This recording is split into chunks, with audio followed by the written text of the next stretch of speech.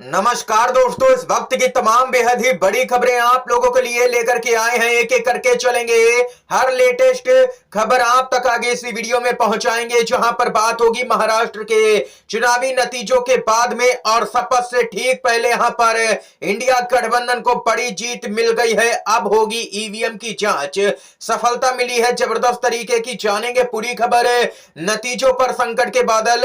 और वहीं अपडेट आ रही है सामने निकल के, झारखंड में हेमंत सोरेन ने ली शपथ। इंडिया गठबंधन ने यहां पर अपनी ताकत का प्रदर्शन किया है, खबर आ रही है सामने। बात होगी दोस्तों प्रियंका गांधी की संसद में एंट्री होते ही भाजपाई बौखलाए। दोस्तों एक एक करके चलेंगे, हर जरूरी खबर आप तक पहुंचाएंगे। जहां पर बात होगी कि संसद में एक बार फिर से मोदी सरकार बैकफुट पर नजर आई है।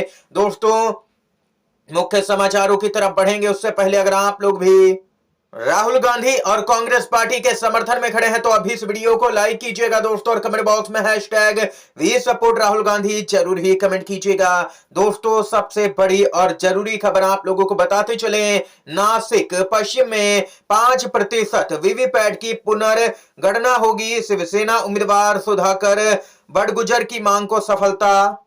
जानकारी के लिए बताते चले कि नासिक पश्चिम विधानसभा क्षेत्र में मतदान किए गए ईवीएम के 5% वीवीपैट की पुनर्गणना कराने की मांग शिवसेना यूबीटी के यहां पर पराजित उम्मीदवार सुधाकर बड़गुजर ने यहां पर की है। इस संबंध में बताते चले कि जिलाधिकारी जलज शर्मा ने यहां पर शिवसेना यूबीटी के प्रत्याशी को निर्धारित राशि जमा करने का पत्र दिया है। राशि जमा होने के बाद 5% वीवीपैट की पुनर्गणना यहां पर की जाएगी। दोस्तों यहां पर ईवीएम धांधली का आरोप लगाया गया है।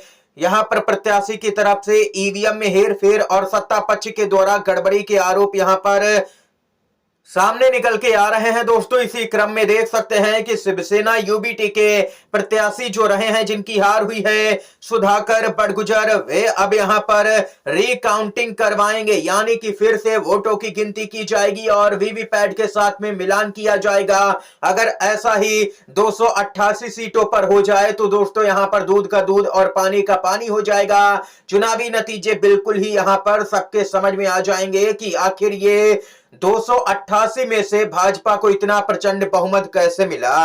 दोस्तों ये अपडेट आई है सामने। इसके साथ ही खबर आ रही है सामने, हेमंत सोरेन ने चौथी बार ली है मुख्यमंत्री पद की शपथ। राहुल गांधी और ममता बनर्जी सहित इंडिया गठबंधन के कई दिग्गज नेता शामिल हुए।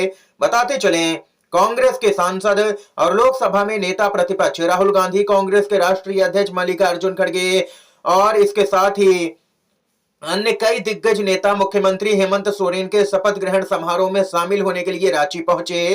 तेजस्वी यादव, अखिलेश यादव सहित यहां पर तमाम दिग्गज नेता शपथ ग्रहण समारोह में शामिल हुए। दोस्तों इंडिया गठबंधन ने एकजुटता दिखाई है, ये अपडेट आई है सामने। दोस्तों अगली जो जानकारी आ रही है उसके अनुसार बताते चलें, हाल ही में हमारे देश की सुप्रीम कोर्ट ने बैलेट पेपर से चुनाव कराने की मांग वाली याचिका को खारिज कर दिया था। और देख सकते हैं कि इस बीच जानकारी आई है कि जर्मनी ने ईवीएम अपनाने के बाद केवल 2 नागरिकों के विरोध के बाद सुप्रीम कोर्ट के आदेश पर बैलेट पेपर को अपना लिया था। जर्मनी सुप्रीम कोर्ट ने कहा था कि लोकतंत्र में पारदर्शिता बुनियादी गुण है, बैलेट पेपर में यह गुण है। आप बैलेट पेपर के बारे में सब कुछ आसानी से जानते हैं, जबकि ईवीएम के लिए आपका कंप्यूटर साइंटिस्ट होना जरूरी है। भारत में ईवीएम को लेकर के आखिर इतनी जिद क्यों है? जो बीजेपी के नेता कभी यहां पर जब सत्ता में नहीं थे 2014 से पहले, तब भाजपा के ही नेता ईवीएम का खुला विरोध करते रहते थे और बैलेट पेपर के जरिए मांग करते थे।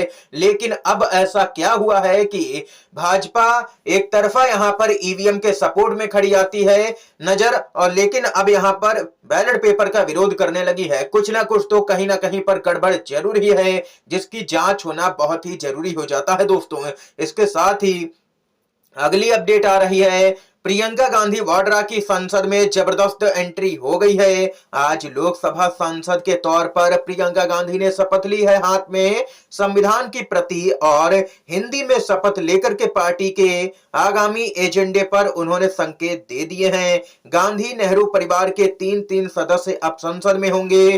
पहले से ही दिग्गज लोग यहां पर संसद में इंडिया गठबंधन की तरफ से मौजूद हैं। राहुल गांधी से लेकर के अखिलेश यादव, चंद्रशेखर आजाद से लेकर के पप्पू यादव, महुआ मोइत्रा से लेकर के यहाँ पर दीपेंद्र हुड्डा जैसे तमाम दिग्गज लोकसभा में मौजूद हैं। ये यहां पर दोस्तों खबर सामने निकल के आई है। प्रियंका गांधी के शपथ लेते ही बोले सांसद संजय राउत, शेरनी संसद आ गई है। कई लोगों ने प्रियंका गांधी की तुलना यहां पर पूर्व प्रधानमंत्री इंदिरा गांधी से भी कर दी है और कहा है कि इंदिरा की वापसी हो चुकी है। ये यहां पर दोस्तों लोगों ने अपनी राय भी रखी है। इतना ही नहीं, अपडेट आ रही है सामने, मोदी सरकार बैकफुट पर नजर आ रही है पूरी तरह से।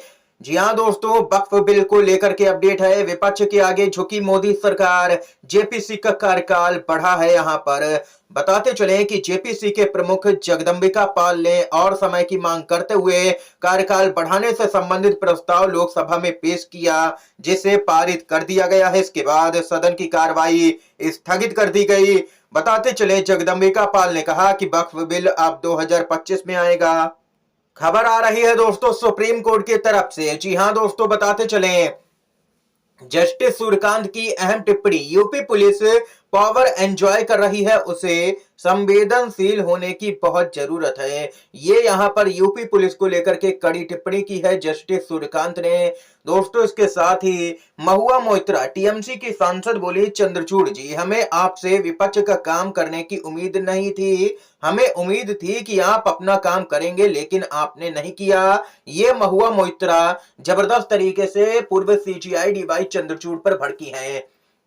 दोस्तों बताते चले, जब से यहां पर चंद्रचूड़ सीजीआई के पद से रिटायर हुए हैं, तब से ही इंडिया गठबंधन के कई नेता उन पर हमलावर नजर आ रहे हैं और आरोप लगा रहे हैं कि उन्होंने लगातार कई ऐसे फैसले लिए, या तो उन अहम केसों को यहां पर अटकाए रखा जिससे कि इंडिया गठबंधन को फायदा होता, लेकिन यहां पर कई फैसले भाजपा के पक्ष में दिए गए जिससे कि सरकार को फायदा हुआ। जैसे कि महाराष्ट्र में जो शिंदे गुट के विधायकों की अयोग्यता का मामला था, उसको लटकाए रखा, उसमें न्याय नहीं दिया गया। ये संजय राउत का कहना है, जिसके कारण यहां पर जो भाजपा और शिंदे की सरकार थी पूरी चल पाई, लेकिन यहां पर चंद्रचूड़ ने न्याय नहीं किया, जिस पर यहां पर भड़के भी थे संजय राउत और महुआ मोइत्रा भड़की हैं। दोस्तों इसके साथ ही जो अगली खबर है उसकी तरफ बढ़ते हैं। दोस्तों अपडेट आ रही है, संसद तीसरे दिन भी स्थगित हुई, मोदी सरकार अडानी घूस कांड पर चर्चा नहीं होने दे रही है। जी हां दोस्तों, संसद के शीतकालीन सत्र का तीसरा दिन भी हंगामे से शुरू हुआ। लोकसभा में यहां पर कांग्रेस की महासचिव प्रियंका गांधी ने सांसद के रूप में शपथ ली और उनकी शपथ के बाद ही यहां पर जबरदस्त हंगामा हो गया सदन के अंदर। विपक्षी सांसद अडानी घूसकांड, संभल हिंसा समेत अन्य मुद्दों पर बहस करना चाहते हैं, लेकिन दोनों सदनों में चर्चा नहीं होने दी जा रही है। मोदी सरकार मणिपुर की तरह अडानी और संभल पर भी चर्चा नहीं होने देना चाहती है। यह तीसरे दिन भी साफ हो गया है। ये यहाँ पर दोस्तों इस समय की तमाम बड़ी खबरें, मुख्य समाचार हमने आप तक पहुंचाए। दोस्तों वीडियो अगर आप लोगों को पसंद आया हो तो लाइक कीजिएगा, इन खबरों को शेयर कीजिएगा अपने दोस्तों में, और चैनल पर अगर आप लोग नए हैं तो चैनल को जरूर ही सब्सक्राइब कीजिएगा। वीडियो देखने के लिए आप सभी का बहुत बहुत धन्यवाद। जय हिंद, जय भारत।